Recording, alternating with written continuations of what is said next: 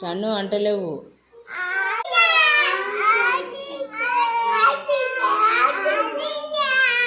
Okay ఆగండి, చేతులు కట్టుకోండి. సన్ను నేను మీ టీచర్ కొట్టిందా నాన్న?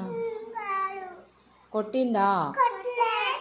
మరి మరి టీచర్ కొట్టిందంటాను.